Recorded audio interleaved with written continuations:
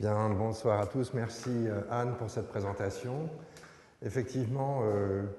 je termine c'est jamais fini, mais cette carrière de chercheur et d'historien et de professeur avec ce travail sur l'histoire de l'air. Alors, je ne vais pas m'étaler sur le pourquoi et le comment. Hein. C'est lié en fait à des affaires qui sont purement, si je puis dire, genevoises et liées à l'histoire institutionnelle de l'Institut d'architecture à Genève, qui est devenu un institut des sciences de l'environnement. Et si vous voulez, c'est une manière de recyclage pour moi-même, enfin pour le chercheur, que de travailler sur un matériau qui n'est pas sans intérêt et sans ambiguïté, qui est l'air. Hein. Le matériau, c'est ça que j'ai intitulé cette présentation ce soir, l'air matériau de notre environnement. Matériaux de notre environnement, ça veut dire quelque chose de précis. C'est que je travaille sur cette problématique en ayant toujours à l'esprit que l'air, c'est une matérialité. Alors, une matérialité assez paradoxale et assez ambiguë, mais qui est quand même quelque chose de sensible et qui a un poids. D'ailleurs, on a été longtemps dans l'histoire de la philosophie, l'histoire des sciences, l'histoire de l'humanité, à ne pas croire, à ne pas penser que l'air pouvait avoir un poids. Mais enfin, c'est un peu le début de l'histoire des sciences au XVIe siècle que cette découverte du poids de l'atmosphère et de toutes les investigations qui ont suivi pour manipuler cet élément assez paradoxal. Alors, matériaux. Matériaux, ça veut dire quoi? Que c'est quelque chose d'effectivement de solide, entre guillemets. Les deux images que vous avez sous les yeux sont un peu une métaphore, une allégorie de cette affaire. Sur la gauche, objet absolument unique en son genre, c'est un chapiteau que vous reconnaissez, un chapiteau corinthien, mais dont les feuilles sont soufflées par le vent. Et c'est vrai que ce n'est pas courant de voir ça. En l'occurrence, c'est sur un monument syrien du VIe siècle, Kalat Seman, qui est l'ancien monastère de Saint-Siméon le Stylite, qui aujourd'hui sert plus ou moins de cache d'armes pour les rebelles syriens, donc c'est absolument invisitable. Mais c'est l'idée, vous voyez, que cet air peut trouver à se pétrifier et à s'exprimer sous forme artistique sur la gauche. Et sur la droite, pourquoi j'ai mis la photo du Cervin, qui était une icône de la nature assez célèbre, parce qu'à certains égards, cette montagne a été sculptée sur des millions d'années par le vent, par le souffle de l'air. Donc vous voyez, l'air laisse des traces matérielles extrêmement précises, que ce soit sous le ciseau de l'artiste sculpteur ou, si j'ose dire, le ciseau divin en quelque sorte, avec les montagnes. Alors l'air, c'est une affaire aussi qui est important de signifier par rapport à tout ce qu'il représente, toute la force symbolique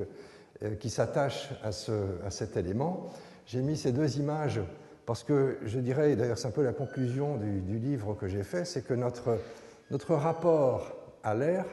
est un rapport que je dirais schizophrénique. Ça veut dire quoi? Ça veut dire que d'un côté, ça reste l'élément enchanteur, l'espace de la liberté, même si la gravitation nous entraîne vers le sol, mais ce désir de voler et cet imaginaire lié à l'air que Bachelard a très très bien décrit dans L'air et les songes, c'est une valeur tout à fait extraordinaire de légèreté, de liberté, mais à côté, et ça on le voit, on le sait, on l'entend de plus en plus, l'air est une menace. Une menace, alors vous savez qu'il n'y a pas un jour, on ne nous avertit pas des dangers de l'atmosphère, des dangers liés au changement climatique, aux gaz à effet de serre, etc. Mais il y a une dimension hostile, quelque part aussi, derrière cet élément. Et au fond, toute l'histoire de l'air, parce que cette affaire ne date pas d'aujourd'hui ou d'il y a 10 ans, parce qu'à l'époque ancienne, même à l'époque antique, à l'époque des Grecs, à l'époque d'Hippocrate, par exemple, ou plus tard, eh bien, on a toujours ce sentiment que l'air, c'est effectivement ce qui nous fait vivre par définition, l'élément vital par excellence, mais également un élément qui est toujours menaçant à cause des miasmes, des fétidités qu'il peut porter en lui-même. Alors, je vais parler aujourd'hui de l'air comme matériau de notre environnement. Et pour traiter de cette affaire, je vais vous proposer en fait de situer spatialement, pour ainsi dire, cette problématique aérienne en essayant de voir en différentes échelles, en quelque sorte, notre englobement dans lequel, la grande bulle dans laquelle nous vivons, la planète. Eh bien, nous avons constitué notre habitation même à partir d'une certaine qualification du matériau de l'air. Alors, j'ai souvent utilisé cette image pour introduire l'histoire de l'architecture, qui est un classique maintenant certainement chez les historiens, de la naissance en quelque sorte. C'est une parabole, hein, c'est une petite mythologie, une légende. La naissance de l'architecture avec cette figure de Adam et Ève chassés du paradis. D'ailleurs, c'est une parole qui est explicitement formulée par un moine du XVIIe siècle qui dit, à propos de la faute en quelque sorte originelle, si Ève n'avait pas croqué la pomme, cet art ne nous serait d'aucune utilité. Cet art, en l'occurrence, c'est l'architecture dont il parle. Alors l'idée, vous voyez, c'est que Adam et Ève chassés du paradis, où ils vivent dans un espace édénique, dans une ambiance parfaite, on va dire avec des termes modernes, température idéale, degré d'hygrométrie parfaite, eh bien, chassés du paradis, ça veut dire qu'ils rencontrent les éléments de la nature, la tempête, le froid, la neige, tout ce qui est l'hostilité même de la nature. Et au fond, l'idée qu'on voit formulée très explicitement par des architectes dans la plupart des traités d'architecture qui introduisent leurs propos avec cette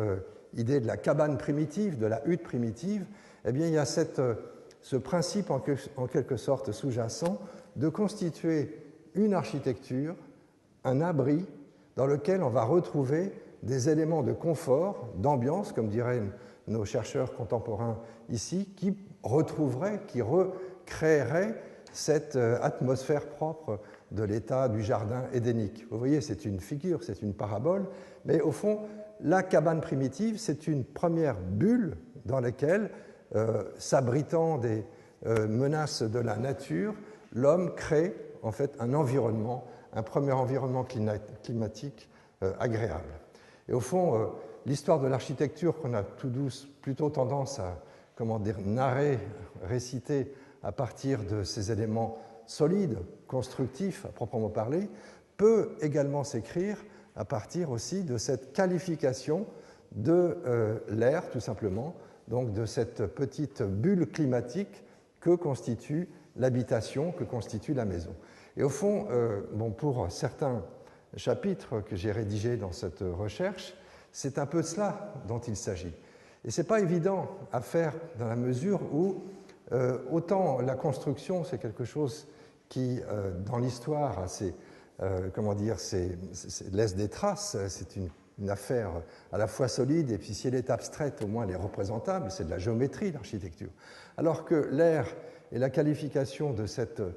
espace propre de la vie dans la maison, elle,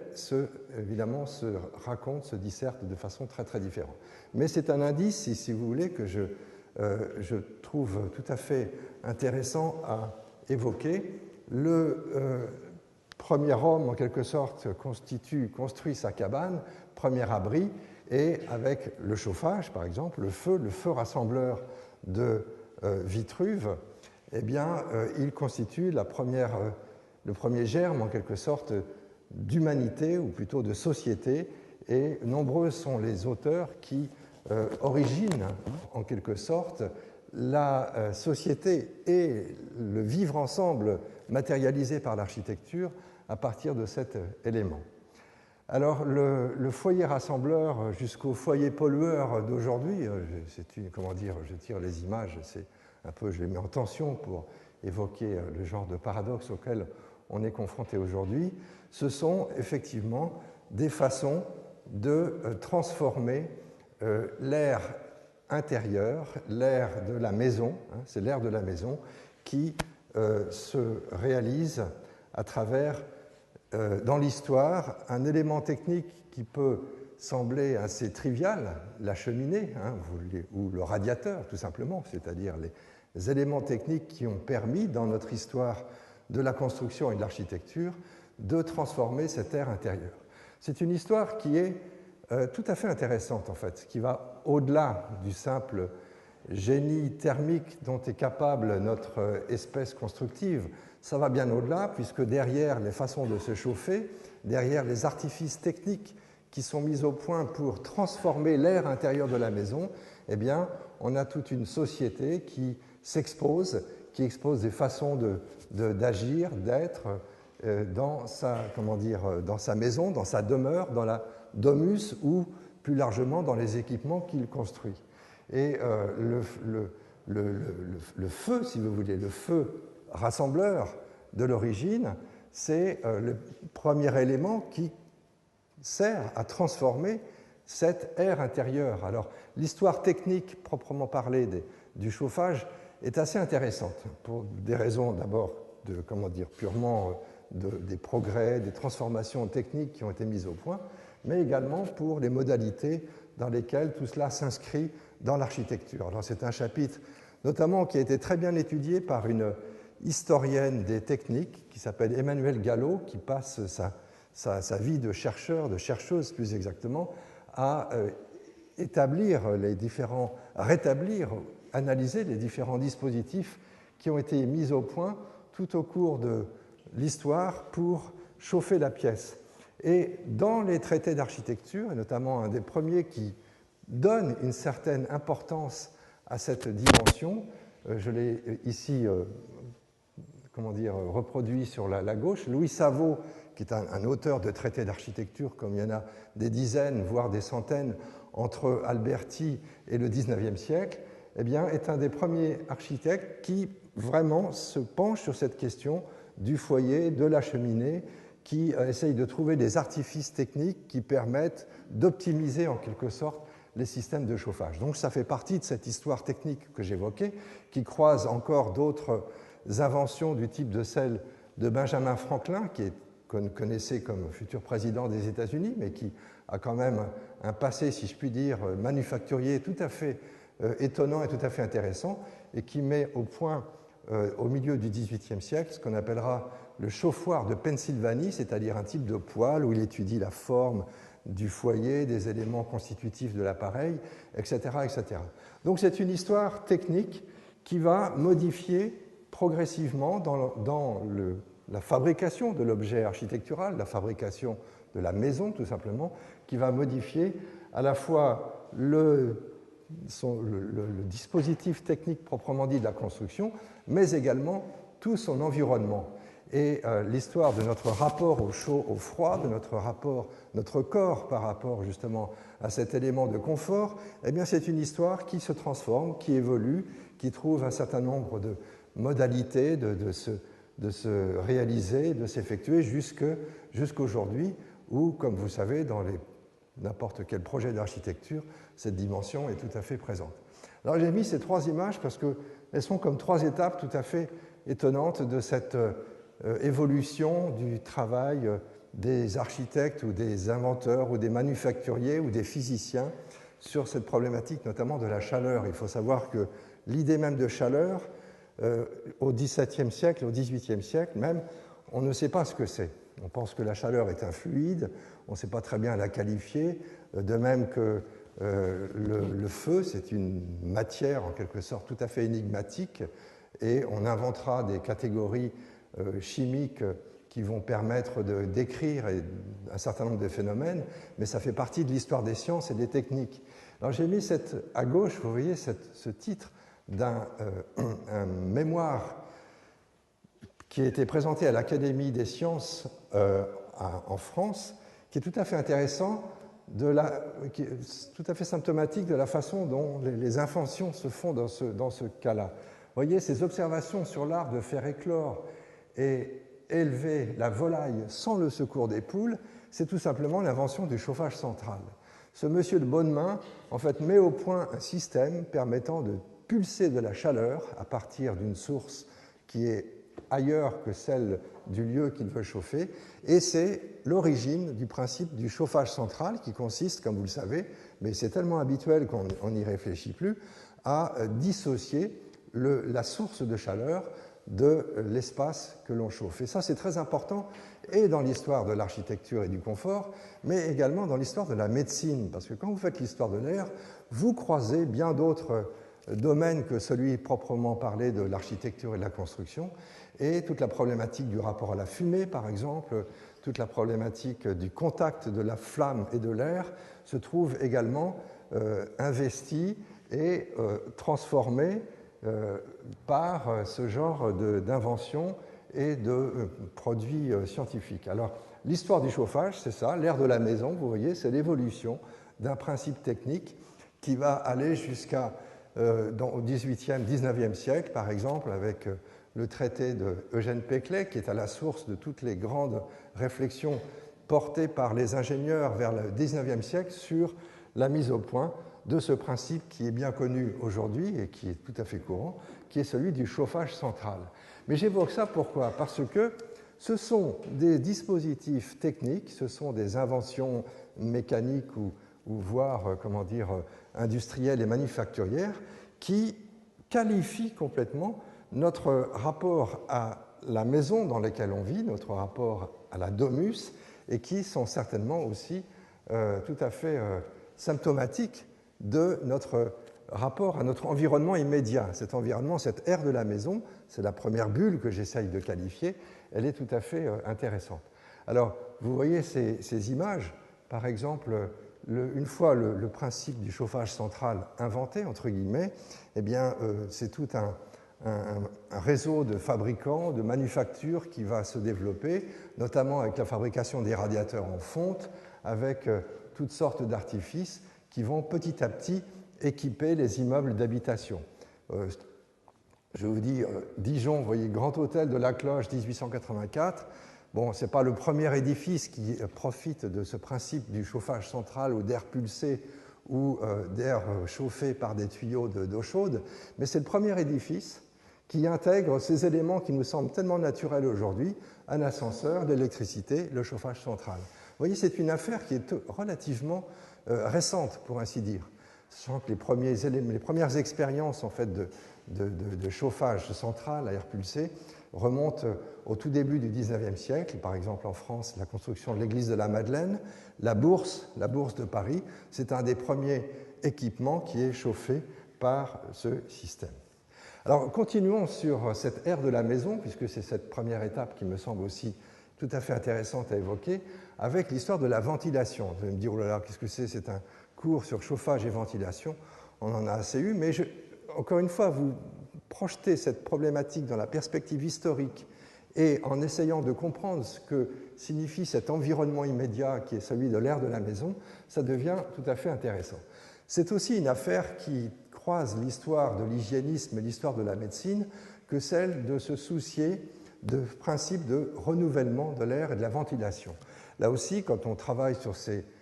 objets, on fait des petites découvertes. Alors, ce n'est pas moi qui découvre ça, mais ce sont des traités, des mémoires qui sont plus ou moins, qui dorment dans des tiroirs ou des archives qu'on ne va pas vraiment consulter. Mais le premier ventilateur, et c'est un terme même qui a été, comment dire,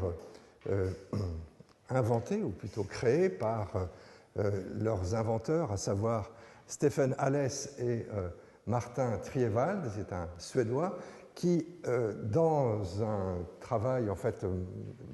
Hallès, c'est quelqu'un qui s'occupe aussi de l'air, de la qualité chimique de l'air, hein, c'est une sorte de prédécesseur de Lavoisier également. Mais il a des soucis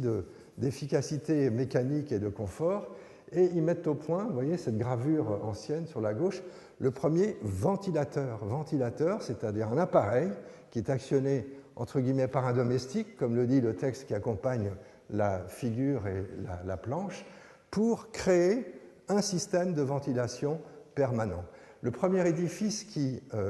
fait l'expérience, ou plutôt qui accueille ce système de ventilation, c'est la Chambre des communes de Londres. Alors, ce n'est pas tout à fait l'image que vous voyez sur la droite, parce que l'édifice qui a brûlé en 1833 ou 1834 a été reconstruit sous la forme du projet que l'on connaît, qui lui-même d'ailleurs est très très optimum en matière de chauffage et ventilation, mais c'était l'ancien édifice qui était construit par Christopher Wren, qui profitait d'un système très sophistiqué de renouvellement de l'air. Donc la question, vous voyez, ce n'est pas seulement celle du chauffage, de la cheminée, du poêle, etc., mais c'est aussi celle de comment est-ce que les éléments constitutifs de l'architecture, de cette technique propre de la construction, peuvent intégrer, développer un certain nombre d'artifices permettant de renouveler ou de transformer ou de rendre cette air, cette matérialité invisible de l'air qui fait le confort agréable. Alors en matière de rafraîchissement,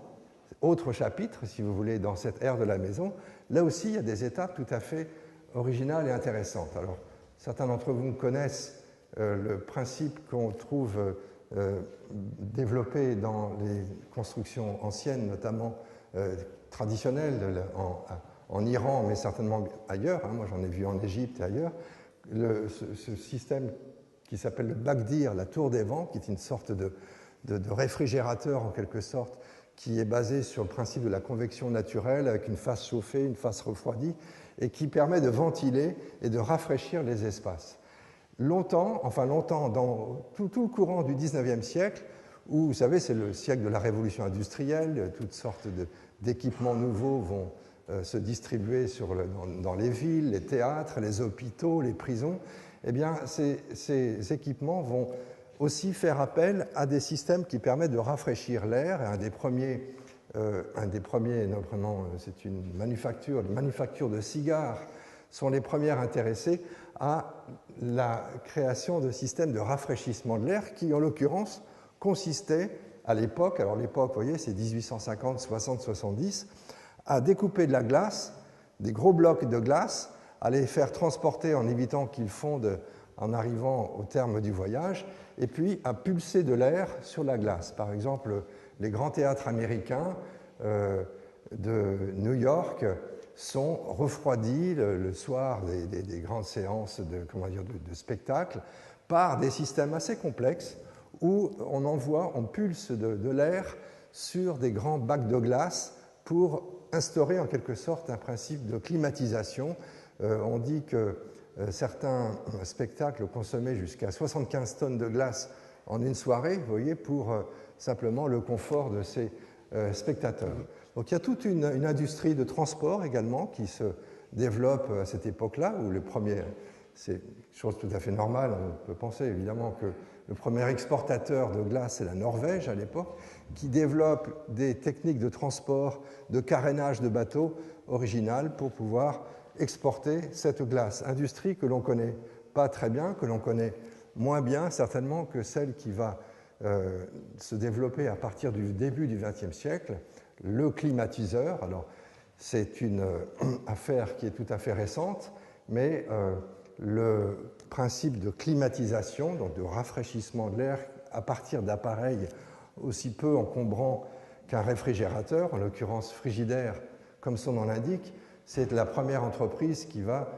exporter, ou pas exporter, qui va développer, vendre et diffuser cet appareil technique mis au point par Willis Haviland Carrier, qui est un personnage assez intéressant, qui n'est pas du tout un architecte, ni un technicien, ni rien, c'est un imprimeur qui fait de la lithographie et qui se demande comment optimiser l'atmosphère dans laquelle il peut faire son travail de tirage de papier. Il faut un équilibre très subtil entre l'humidité, la température, la pression, et c'est à partir de cette réflexion qu'il va développer en fait ce premier appareil qui va s'appeler le climatiseur. Alors c'est aussi une dimension importante qui va toucher l'architecture, puisque aujourd'hui, comme vous le savez, dans toutes les grandes cities du monde, il n'y a pas un édifice, un gratte-ciel ou même plus petit qui ne soit équipé de ce système de rafraîchissement de l'air. Donc vous voyez, on est toujours dans l'air de la maison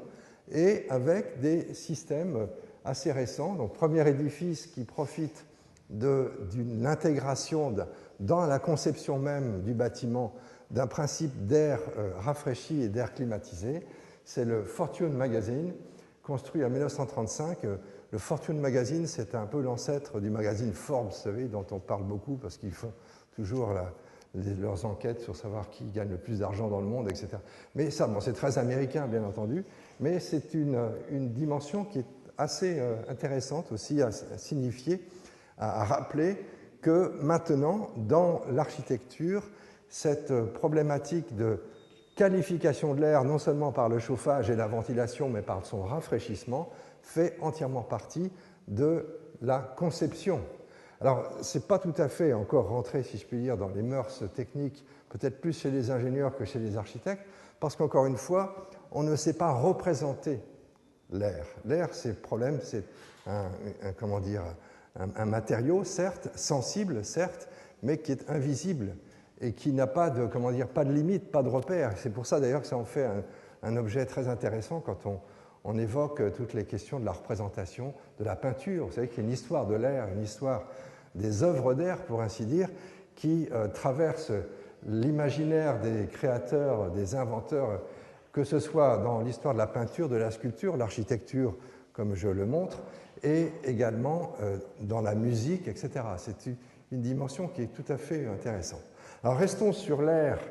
de la maison. Cette idée de maison, c'est une métaphore, c'est pour dire l'air intérieur du bâtiment que l'on édifie, pour rappeler encore que les différents objets de l'architecture qui ont porté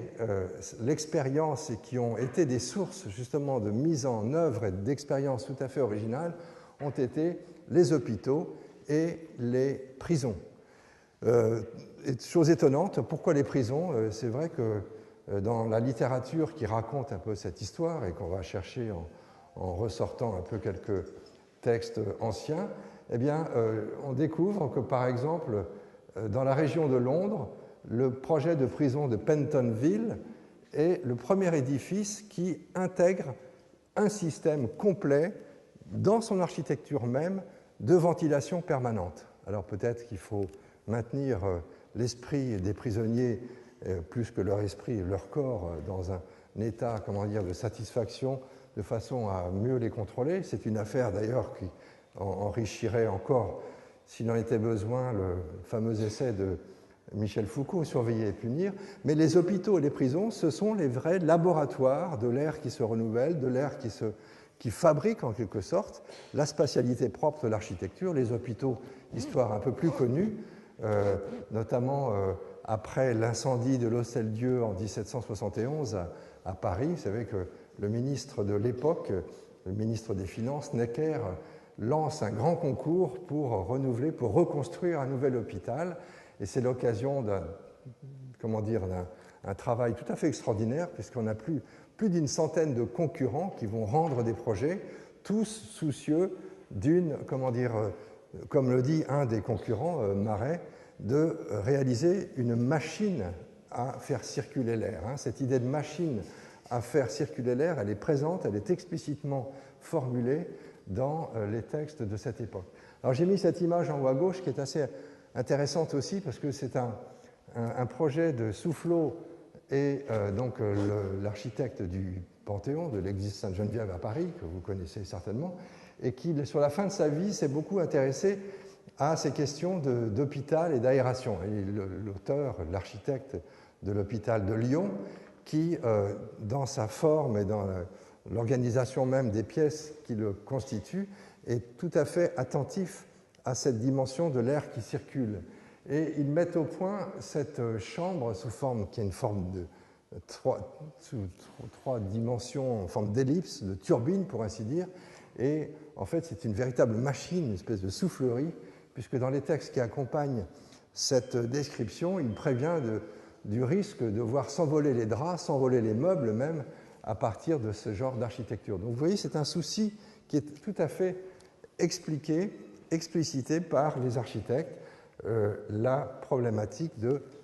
du vent, du souffle. Alors il y a bien des exemples qui parcourent l'histoire de l'architecture jusqu'à aujourd'hui. J'ai mis ces deux images parce qu'elles sont contemporaines et assez représentatives du style de recherche qui peuvent s'effectuer par rapport à cette dimension, au sens propre, de l'air dans la conception architecturale. On connaît bien le projet de Shigeru Ban, la maison qui s'appelle la maison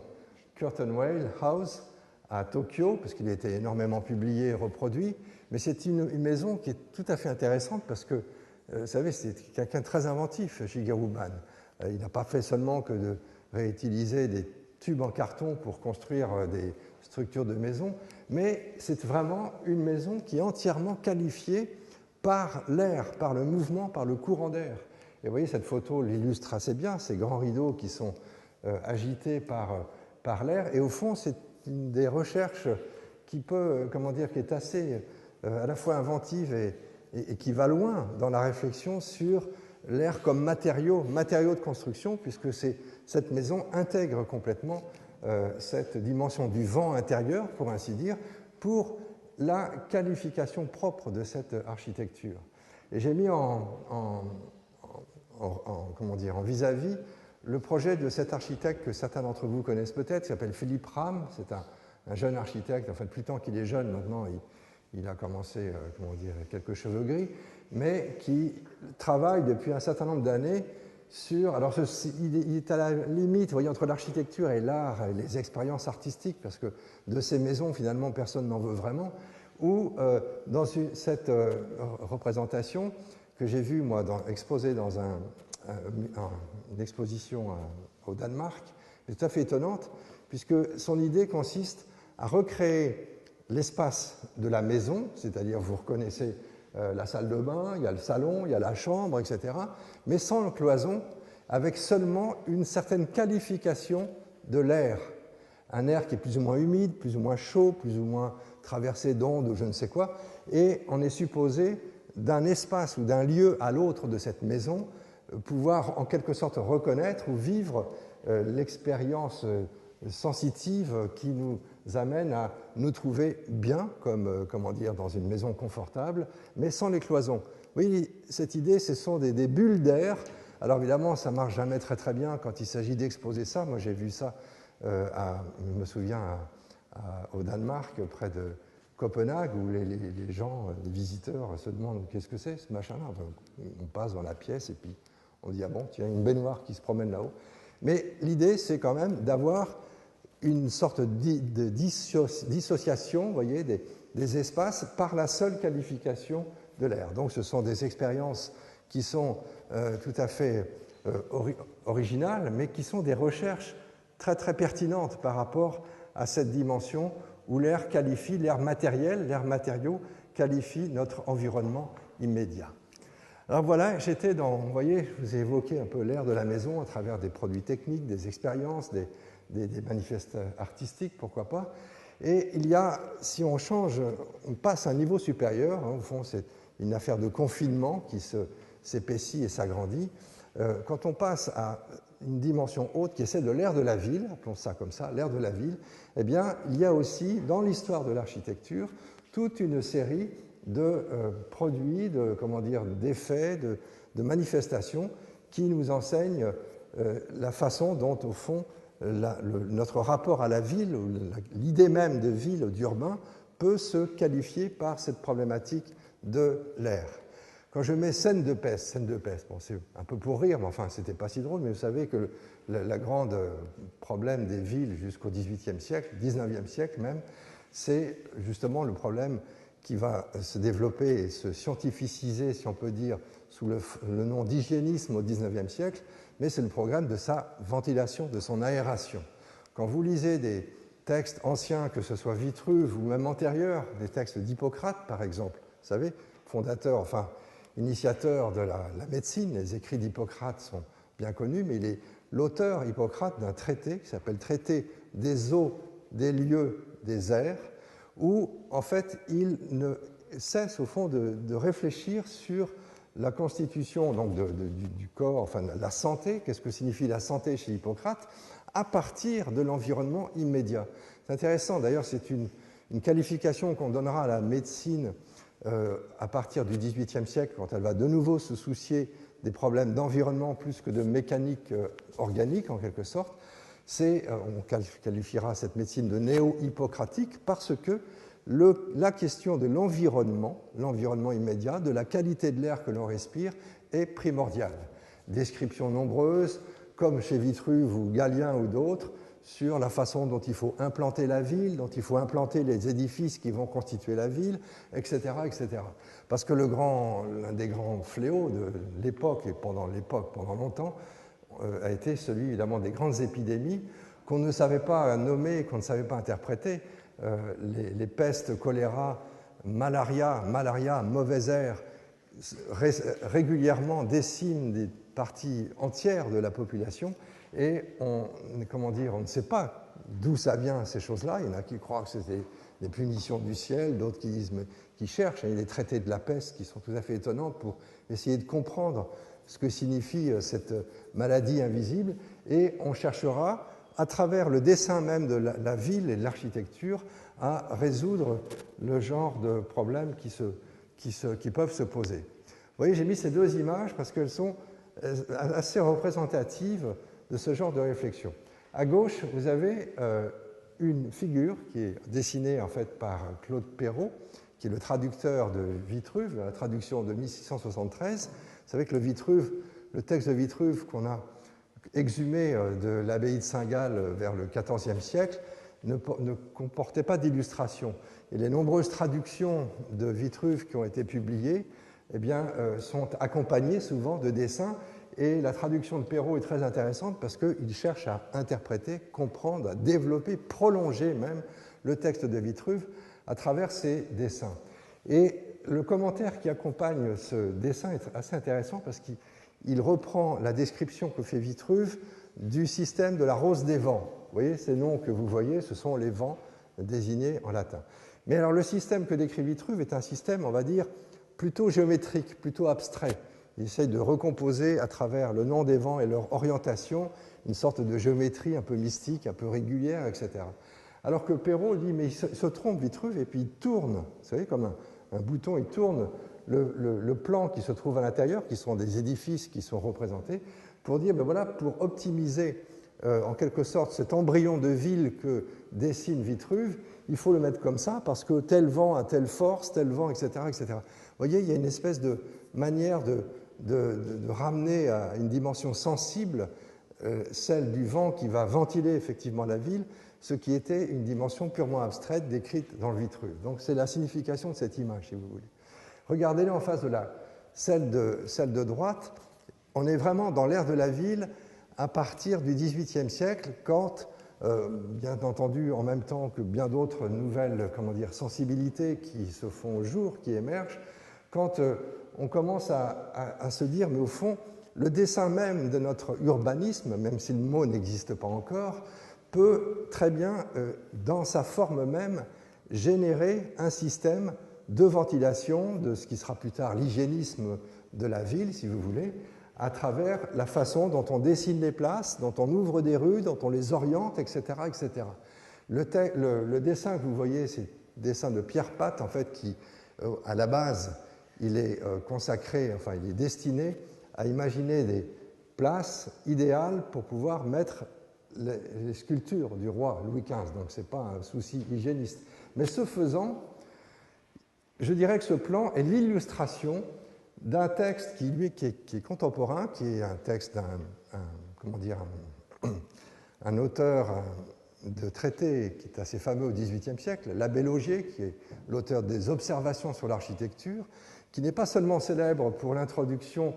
qu'il fait et la description de cette cabane primitive, dont j'ai montré une image tout à l'heure, mais qui est aussi intéressant pour bien d'autres points, notamment celui du dessin des villes et de l'emplacement des rues, de l'ouverture des places, qu'il compare par endroits à un véritable tirage de cheminée. Il dit, mais au fond, les villes, il faut vraiment redessiner notre ville, ouvrir les places s'il en fallait des nouvelles, de façon à garantir un courant d'air permanent pour, encore une fois, chasser les miasmes, etc., etc. Et au fond, le dessin de Pierre Pat, vous voyez, est un peu la traduction graphique de ce souci de réorganiser, de redessiner, de repenser la ville en fonction d'un air sain, d'un air qui redistribue complètement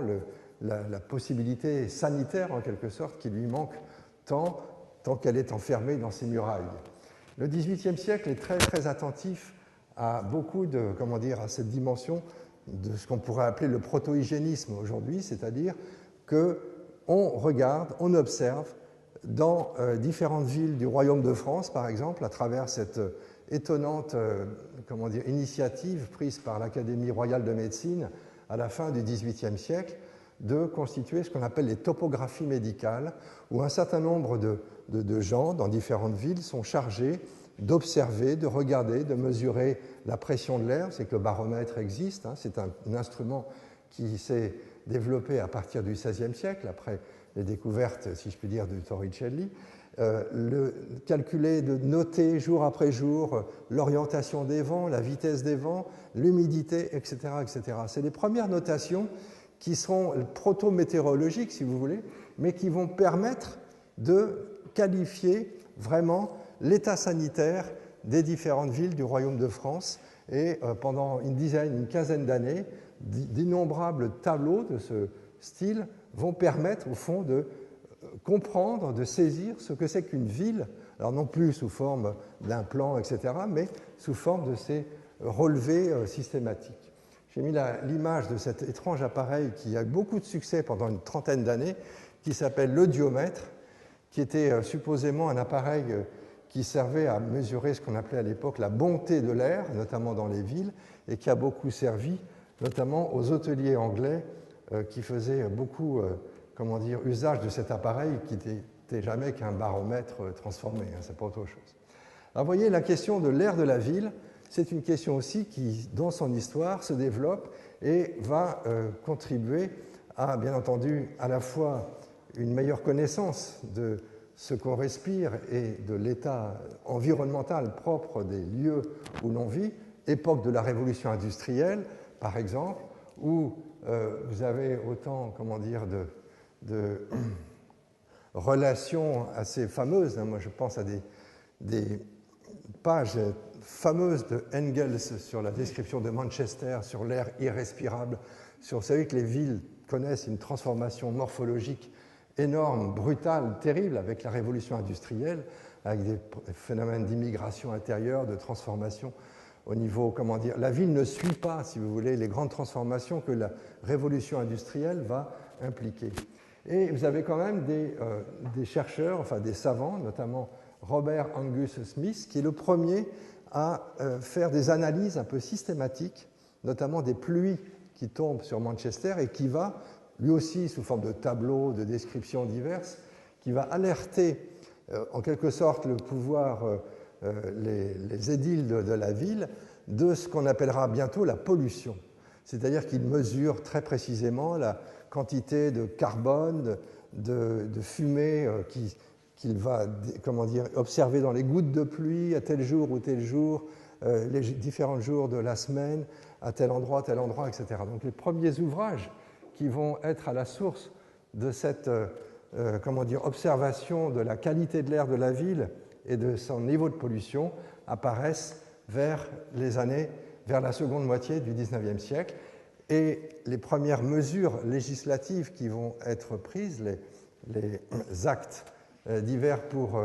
contrôler la production d'émissions de fumée, essentiellement les manufactures et puis le chauffage domestique, vont apparaître à cette époque-là. Cette époque-là qui, malgré tout, encore une fois, le développement industriel est plus rapide que l'adaptation technique par rapport aux problèmes causés justement par ce développement. Et vous voyez, encore au XXe siècle, vous connaissez tous l'existence et l'histoire de ce fameux smog. Le smog qui était le fléau des villes anglaises, britanniques,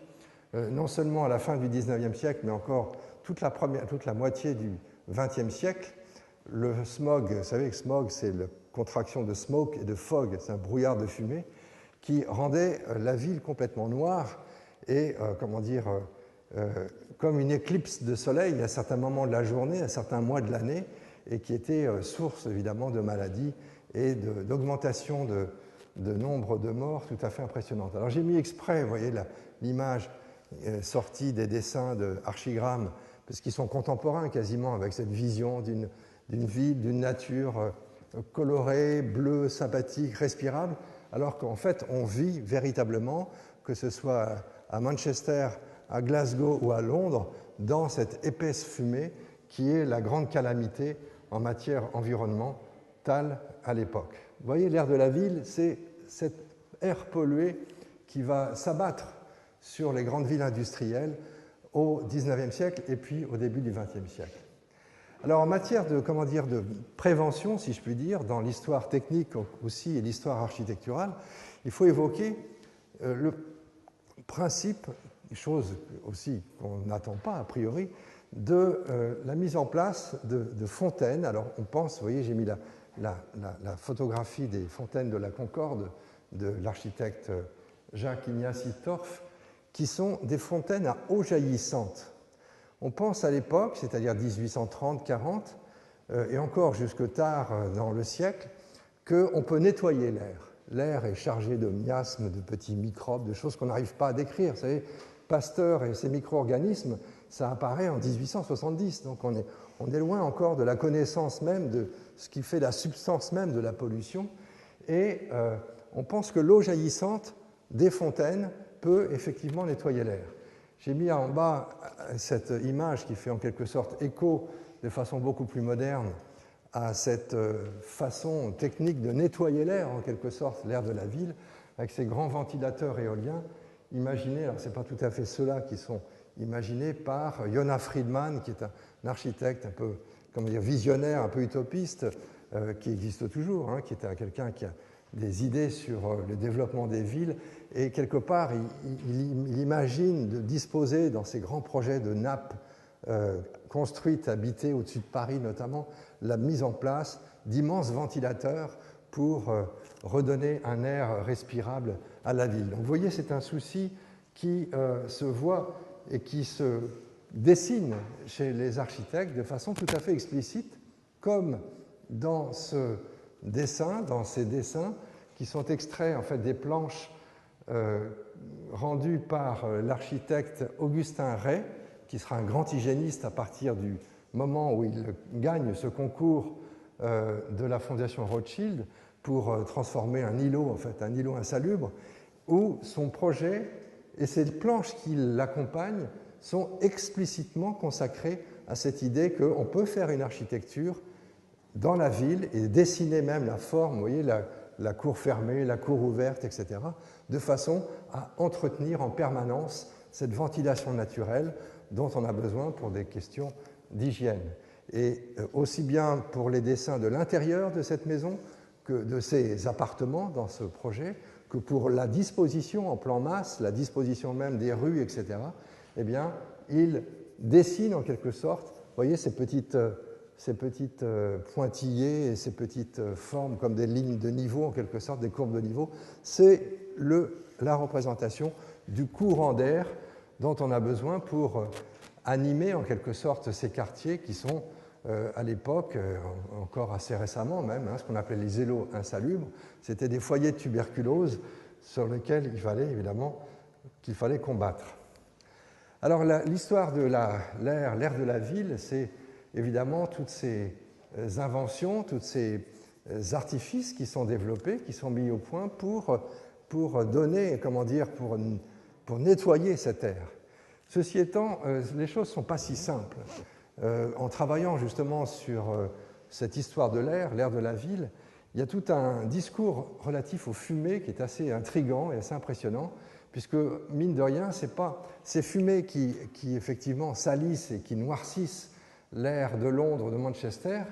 À bien des égards, certains auteurs disent qu'elles ont un certain, un pouvoir de guérison, c'est assez étonnant, tout à fait particulier. Il y a une fascination de la fumée comme symbole même de l'industrie, du progrès, qui se repère chez un certain nombre de personnes, que ce soit des peintres, vous savez, la série des peintures de la gare Saint-Lazare de Monet, ce sont des hymnes à la fumée, à la modernité. J'ai trouvé cette illustration tout à fait intéressante d'une revue que j'ai trouvée en l'achetant sur eBay, si vous voulez, le Berliner Illustrierte, qui illustre précisément ce slogan du Parti socialiste autrichien en 1947, « Cheminée fumante, homme satisfait ». Donc vous voyez que le rapport à la fumée, le rapport à la cheminée est quelque chose de tout à fait ambigu. Ceci étant, en matière de recherche et d'intelligence, de compréhension de ces grands projets de villes futures, notamment avec le travail des urbanistes. Un des plus fameux, un des plus connus, c'est celui de l'invention de la cité-jardin de Ebenezer Howard, et qui, au fond, va insuffler auprès des aménageurs, des architectes, urbanistes au début du XXe siècle, cette idée qu'on peut repenser la ville maintenant autrement qu'en l'aménageant, en l'équipant, mais en la redessinant dans un esprit où la campagne va pénétrer la ville, de même que la ville va pénétrer la campagne. Et au fond, toute la naissance de l'urbanisme et ces grands projets comme ceux qu'on peut originer déjà presque avec celui de Cerda de Barcelone. Vous savez, Ildefonso Cerda, c'est l'inventeur du mot urbanisme.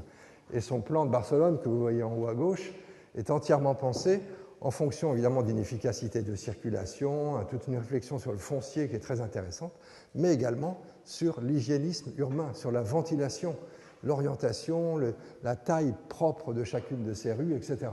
Et dans les grands plans d'urbanisme qui jalonnent l'histoire de la pensée de la ville jusqu'à aujourd'hui encore, le fameux plan de Le Corbusier, le plan voisin 1925, le plan de Brasilia de Lucio Costa, il y a une pensée de la ville dessinée à partir de cette problématique du soleil et de l'air, du circulation de l'air, je ne reviens pas en détail, mais ça fait partie de la réflexion de cette époque jusqu'au dessin, jusqu'aux productions, notamment à l'époque ce qu'on appelait les métabolistes japonais dans les années 1960-70, à la suite d'ailleurs de ces œuvres un peu radicales et nouvelles après, enfin de la seconde moitié du XXe siècle, où on repense, on imagine la ville du futur comme celle de Isozaki, de Clusters in the Air, comme des dispositifs entièrement tournés vers le ciel, vers la respiration, vers l'air, etc., etc. Les nombreux croquis de Le Corbusier aussi, dans ses conférences, reprennent cette problématique de l'air pur dans la ville, jusqu'aux grandes, dessins, on va dire, à la fois visionnaires et utopiques. Ce n'est même pas la bonne qualification, parce que Richard Buckminster Fuller, que vous connaissez certainement, dans la série incroyable de dessins de toutes sortes qu'il propose, c'est l'inventeur de ces grands dômes, les grands dômes géodésiques. Eh bien, cette image est souvent reproduite de cette grande bulle sur Manhattan, qui est une sorte de climatisation de la ville. J'ai mis l'image du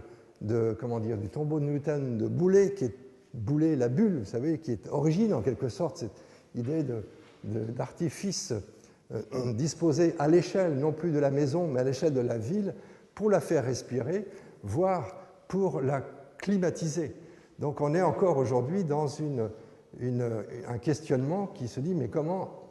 dire, et plus que jamais d'ailleurs aujourd'hui, parce que vous savez, la France va accueillir la grande conférence sur le climat en 2015, donc on commence à s'exciter sur tous les bords pour essayer de travailler sur cette question, et on se demande justement par quel procédé, par quel type de loi, par quel type de règlement, par quel type d'artifice technique on va pouvoir effectivement transformer cet air qui,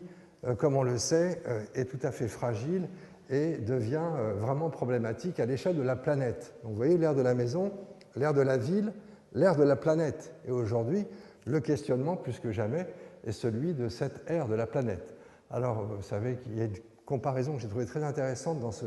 petit documentaire qui a eu son succès il y a quelques années de l'ancien vice-président des États-Unis qui s'appelle Al Gore, vous savez, qui a versé un peu dans le militantisme écologique, qui a fait ce petit film qui s'appelle, le nom m'échappe, mais ça a eu beaucoup de succès. Il compare à un moment donné dans ce petit film la Terre, la planète, à un ballon de football. Il dit, voilà, imaginez que la Terre soit un ballon de football, eh bien l'épaisseur de l'atmosphère, la couche d'air qui nous fait vivre cette Terre, c'est comme la couche de vernis qui est passée au pinceau sur ce ballon de football. C'est dire si c'est petit, si c'est pas très épais, et si cette atmosphère est extrêmement fragile. Donc, comme vous le savez, le grand problème aujourd'hui, c'est le changement climatique, c'est-à-dire le réchauffement de l'atmosphère, les gaz à effet de serre qui risquent de comme le schéma le montre sur la gauche, de produire un très fort déséquilibre qui a des conséquences énormes sur tout sur la vie, sur la géographie, à tout niveau, sur le climat, et qui, comme on sait, est la grande question aujourd'hui. Alors, comme je traite plutôt de l'histoire, moi je suis un historien, j'ai regardé, et c'est assez intéressant de voir comment cette idée du changement climatique est née. D'abord, l'idée que le climat puisse avoir une histoire. C'est une affaire qui n'est pas, qui n'est pas évidente et qui a été en quelque sorte repérée ou mentionnée seulement déjà, plutôt, on ne sait plus quoi dire quand on est historien, si c'est seulement ou déjà, à la fin du XVIIIe siècle, notamment par des indices tout à fait étonnants. Vous connaissez Cuvier le naturaliste, qui est les grandes sciences de l'époque, les grandes sciences, le top scientifique, c'est les sciences naturelles à la fin du XVIIIe siècle, au début du XIXe siècle. Et Cuvier découvre des ossements, on pense être ceux d'un crocodile, et un bizarre de crocodile, un énorme crocodile, qu'on appelle le crocodile d'Honfleur, qui s'avérera plus tard être en fait des ossements d'un animal préhistorique, une sorte de dinosaure si vous voulez, mais qu'à l'époque il ne pouvait pas savoir, il ne pouvait pas comprendre, il ne pouvait pas intégrer le fait que des espèces disparues aient pu exister, parce que l'idée là, entre la lettre de la Bible et puis l'idée qu'on se fait de l'existence ad vitam aeternam de la Terre en quelque sorte, hein, l'idée que la Terre est une histoire, c'est une idée qui n'est pas encore dans les esprits scientifiques. Et en quelque sorte, cet animal, selon Cuvier, aurait raté l'arche de Noé. Donc vous imaginez, c'est une espèce assez étrange. Mais c'est le premier indice d'une possible transformation de l'environnement planétaire et notamment de l'environnement climatique. D'autres indices, comme ce qu'on appelle les blocs erratiques, repérés par Horace Bénédicte de Saussure, vous savez, qui est le premier homme à avoir fait l'ascension du Mont Blanc, sont également des indices particulier du fait que peut-être le climat a eu une histoire. Chose que les observateurs, les savants, notamment le Suisse Louis Agassiz, qui a étudié les glaciers, repère et décrit, contre d'ailleurs la doxa scientifique de son époque, dire que le climat a une histoire, mais ce n'est pas possible, encore que certains astronomes arrivent dans la précision de leur description, par exemple, de la rotation de la Terre, de phénomènes de l'écliptique terrestre sur des très très longues années, arrivent à penser que peut-être que l'impact du rayonnement solaire était différent il y a 40 000 ans en fonction justement de cette mathématique astronomique, etc. Donc les premiers indices en quelque sorte du changement climatique vont faire qu'on va penser autrement la représentation, la problématique de ce qui s'appelle l'atmosphère. Autre indice intéressant, autre manière intéressante de voir, c'est celle des géographes, par exemple, enfin, géographes, naturalistes, écrivains, etc., comme le fameux Alexandre von Humboldt, qui est un des premiers à cartographier ce qu'il appelle les lignes isothermes. C'est intéressant parce que,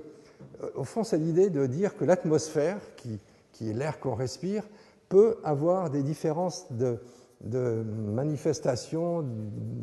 d'existence à l'échelle même de la planète. Et il trace ces lignes qui sont des lignes comme des courbes de niveau, si vous voulez, d'égale température sur différents endroits de la Terre. Donc il y a quelque chose qui se passe dans la représentation du ciel, dans la représentation de l'atmosphère, qui va petit à petit faire qu'en quelque sorte, je dirais volontiers qu'on va territorialiser le ciel, on va commencer à le dessiner, à le cadrer, à essayer de le signifier à travers un certain nombre de représentations qui permettent, au fond, si je puis dire, de géométriser l'atmosphère, cette épaisseur d'air qui nous fait vivre, encore une fois, et que petit à petit, chez les premiers météorologues, par exemple, comme l'américain Fontaine-Maury,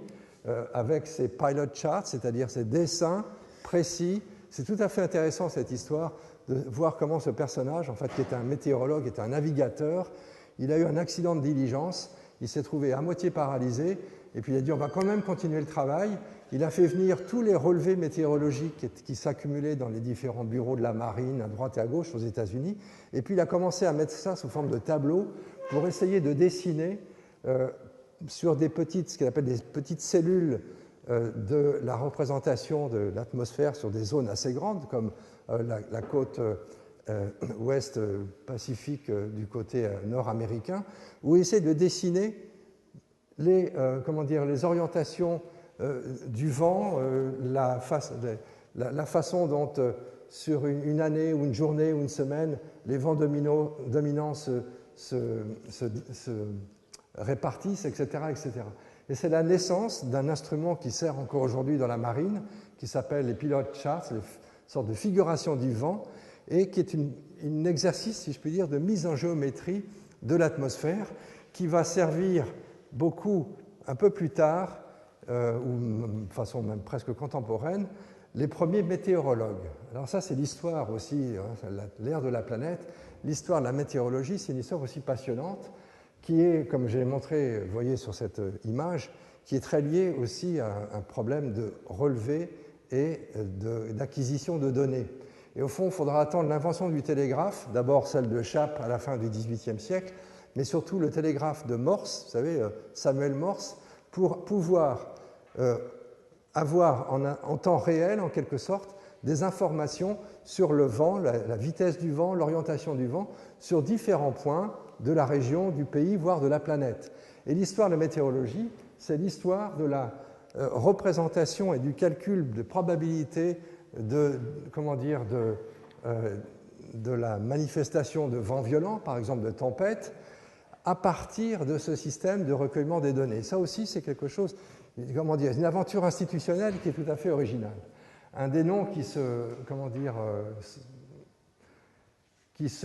repère dans cette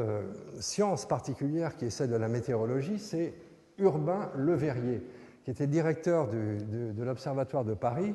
et qui lui aussi fait recueillir les innombrables données qui ont été recueillies par, vous savez, dans la navigation, pas seulement militaire, parce que c'est essentiel du point de vue, de l'exercice dans les navires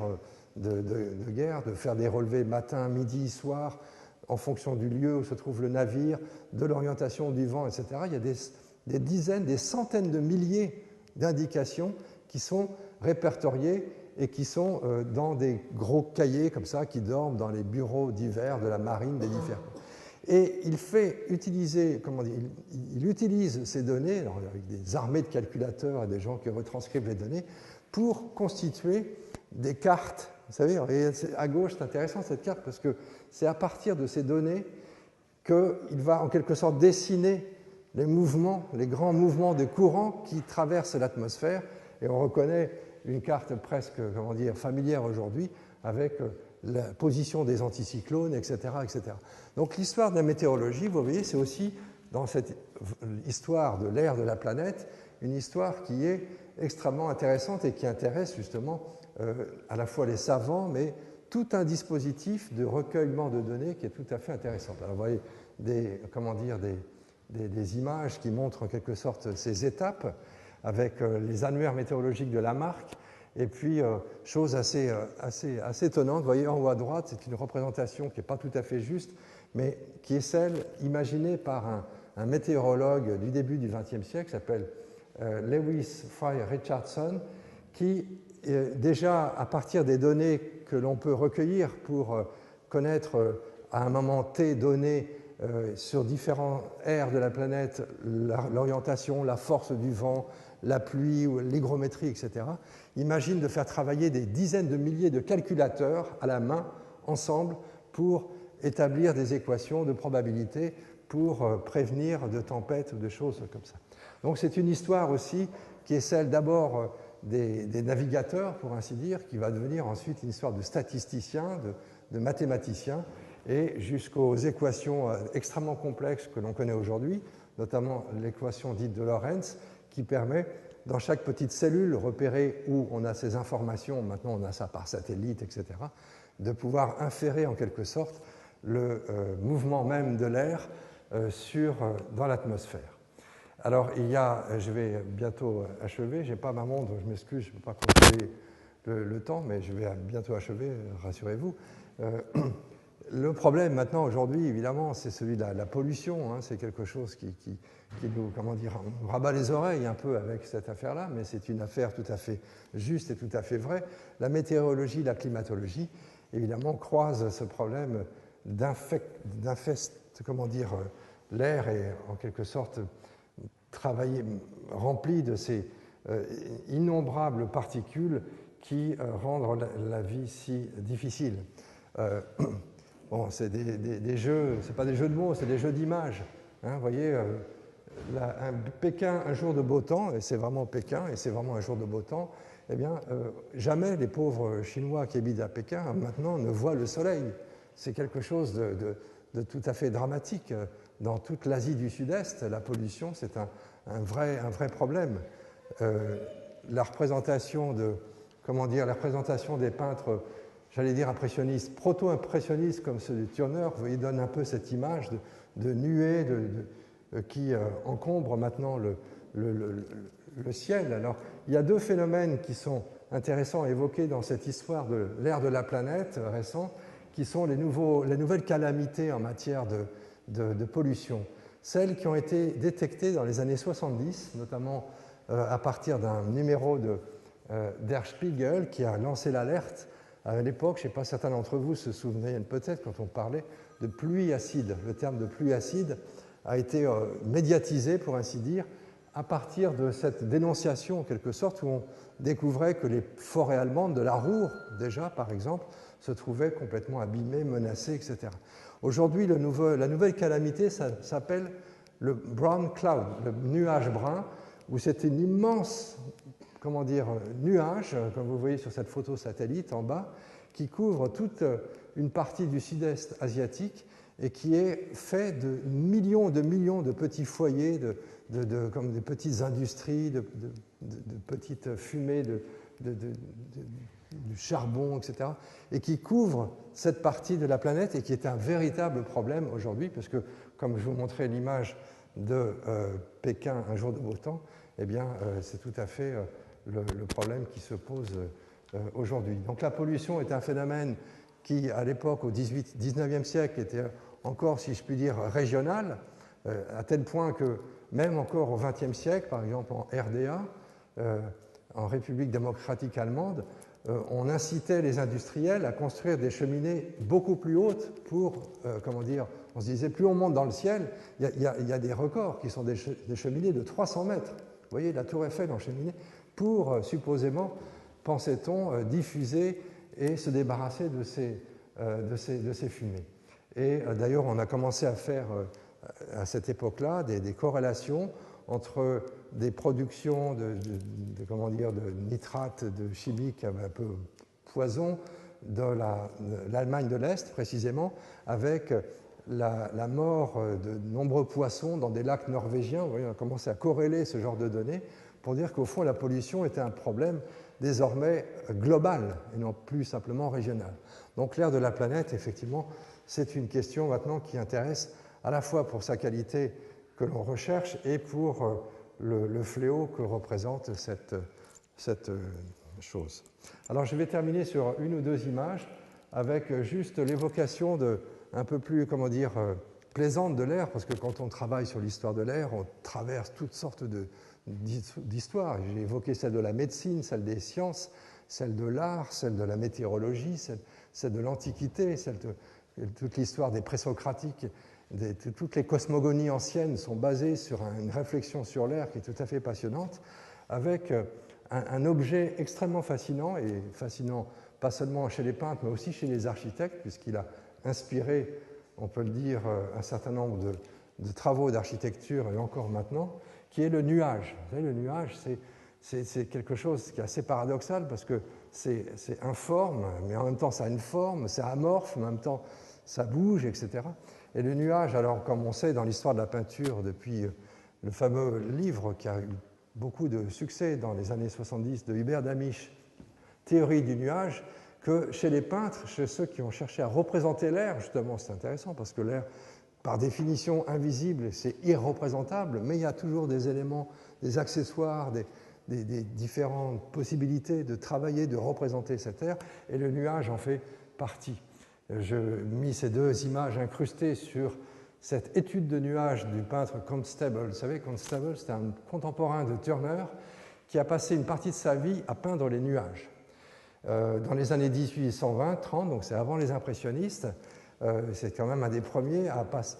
travailler, à trimballer son matériel, à fabriquer, à chercher des définitions de pigments appropriées pour représenter les nuages. Et les études de nuages de Constable se comptent par centaines. C'est tout à fait étonnant, cette espèce d'obsession à représenter les nuages.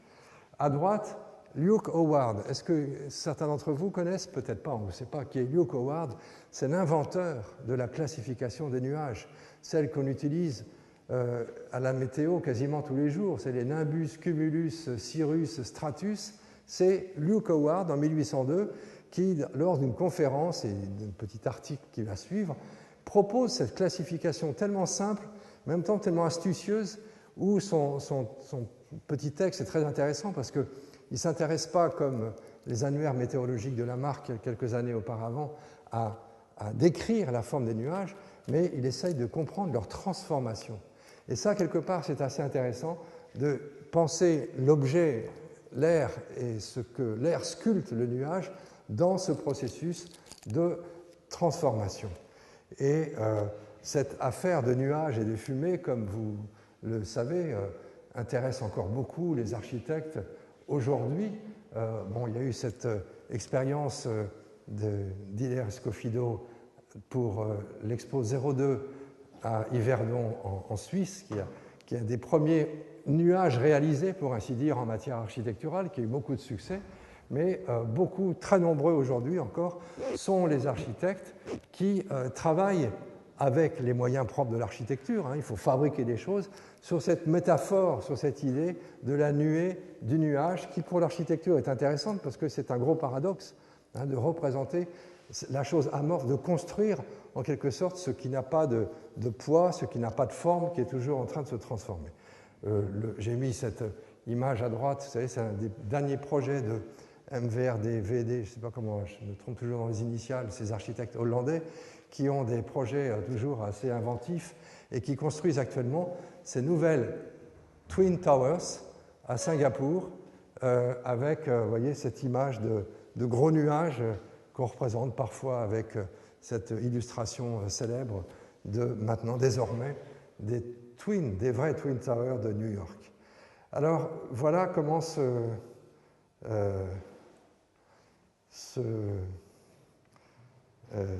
marche? Non, ça ne marche plus. Pourquoi? Voilà. Alors, c'est l'avant-dernière, rassurez-vous. J'ai mis ces trois images parce qu'elles sont fortes, quelque part, d'un point de vue de la représentation, d'un point de vue de l'imagination de ce qu'est l'air. Vous voyez, les illustrations qui accompagnent les météores de Descartes, donc du XVIIe siècle, où Descartes, vous savez, faisait partie de ces gens qui ne croyaient pas au vide. À l'époque, il y avait une dispute entre ce qu'on appelait les plénistes comme Descartes ou les vacuistes comme Pascal, la grande dispute pour savoir si le vide existait, pouvait exister. Et la représentation de l'air et des météores chez Descartes, vous voyez, il est saturé de ces petits objets. Il ne faut surtout pas qu'on puisse percevoir du vide. Moment extrêmement intéressant dans l'histoire, évidemment, de la peinture et de l'art, c'est l'impressionnisme. L'impressionnisme qu'on appelle à juste titre les peintres du plein air, n'est-ce pas, qui sortent des salons et des ateliers pour peindre véritablement l'empreinte, faire l'empreinte de l'air. Le terme est de Mallarmé, mettre l'air au bout de leur pinceau, et c'est toute la transformation, la révolution picturale qui va accompagner le mouvement impressionniste, dont le tableau que vous voyez, Impression au soleil levant de Monet, va être en quelque sorte l'élément instaurateur de cet impressionnisme. Et je mets enfin cette image qui est que je trouve extrêmement intéressante. C'est une architecte madrilène qui s'appelle Nerea Calvillo, qui travaille beaucoup sur cette idée que au-dessus, alors là il s'agit de Madrid, vous voyez, au-dessus de nous, sur les villes, il y a tout un réseau de choses invisibles, que ce soit des ondes, du magnétisme, de la pollution, etc. Il y a toutes sortes de choses qui habitent en quelque sorte l'air que nous respirons et l'air qui nous abrite, et qu'elle essaye de mettre en représentation à partir de logiciels de son invention, et qui constitue toute une série de figures qui est tout à fait spectaculaire, inquiétante en même temps à certains égards, de cette épaisseur de choses qui constituent en fait l'atmosphère. Et voilà, donc je vais terminer sur cette image qui représente les artistes que nous connaissons, Haus, Rücker & Co., avec cette allégorie, vous savez, que j'ai mise, un tableau fameux de Corrège de Io enlevé par Jupiter, qui se transforme en fait, Jupiter, je l'écrirai volontiers, T'-AIR, qui se transforme en une espèce de nuée pour enlever cette jeune femme. Et les artistes, ça, c'est une performance tout à fait intéressante de se mettre dans cette bulle d'une ville qui est, bon, qui ne paraît pas tellement polluée, parce que Salzbourg, je pense, n'est pas tellement pollué, Salzbourg. Mais il y a cette image tout à fait intéressante, en fait, de notre rapport à l'air qui est illustré par cette belle figure. Et voilà, je vous remercie de votre attention.